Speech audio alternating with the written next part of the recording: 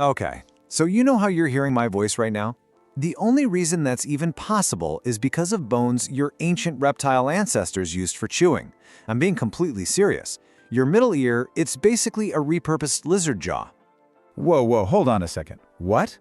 No, you can't be serious. You can't just drop that on me like it's a casual fact. That sounds absolutely insane. You need to explain that right now.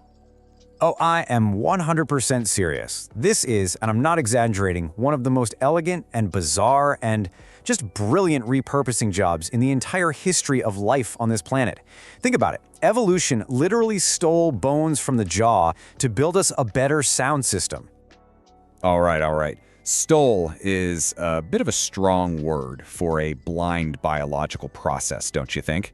But let me get this straight. You're telling me that the actual physical bones that some ancient reptile used for chewing just, migrated into our skulls and decided to become part of our ear? How does that even work? Which bones are we talking about here? Yes, exactly. It was a heist, a case of biological grand larceny. And the best part is, we have the receipts.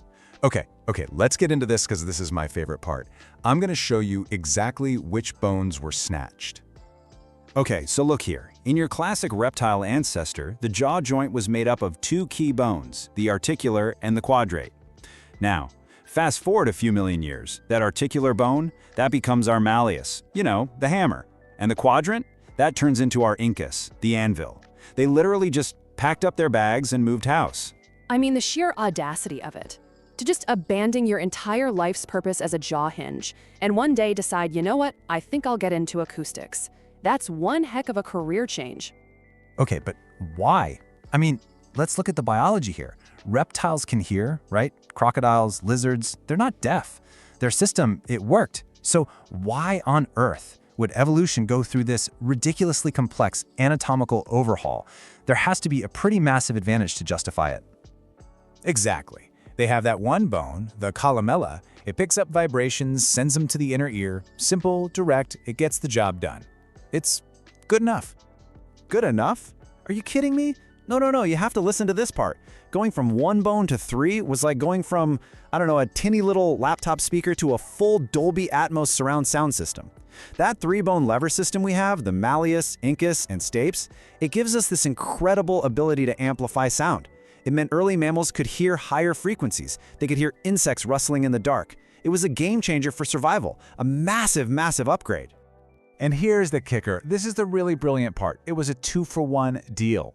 Because by moving those tiny bones out of the jaw itself got a major upgrade. Suddenly, it's this single solid bone, the dentary, connecting right to the skull. That means a stronger bite, less complexity.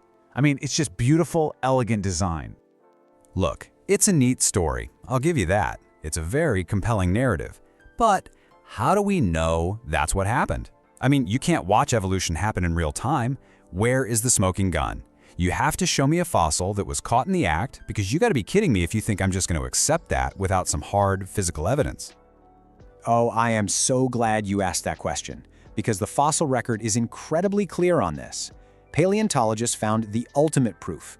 They're called transitional fossils, creatures that were literally caught red-handed in the transition between reptile and mammal. Okay, so here's the crucial point. You start with the old reptilian jaw joint, right? That's the articular quadrate connection. But then, and this is what's so amazing, we find these fossils that have both joints at the exact same time. The old reptile one is still there, still working, but the new mammalian one, the dentary squamosal joint, has formed right alongside it. These animals had a double-hinged jaw. It's incredible. Okay. All right, I have to give you that one. Having both joints at once? Yeah, that's pretty undeniable.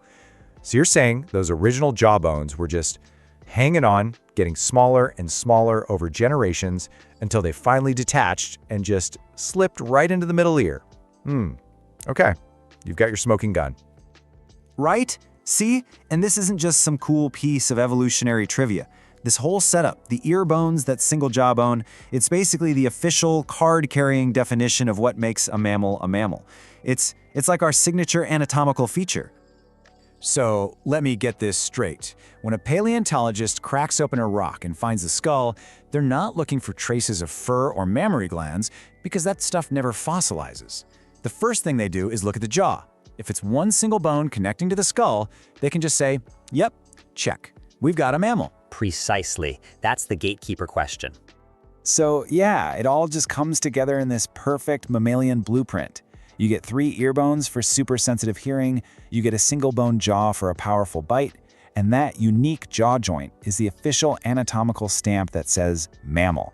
It's all because of the greatest bone heist in history. Okay, I'm still not going to call it a heist, but I will admit it's a profoundly elegant solution.